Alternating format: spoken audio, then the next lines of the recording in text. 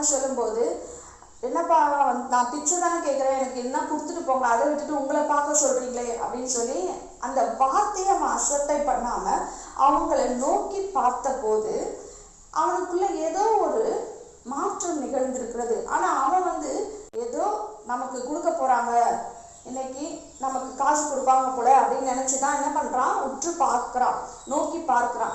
ஆனா அவனுக்குள்ள வேற ஏதோ ஒரு காரியம் நடந்திருக்கிறது. அதனாலதான் அவனுக்குள்ள ஒரு விசுவாசம் ஏற்பட்டிருக்கும் அப்படின்னு நினைக்கிறேன். நோக்கி பார்த்த போது அவனுக்குள்ள ஏதோ ஒரு விசுவாசம் துளிர் விட்டுருக்கிறது. அப்படி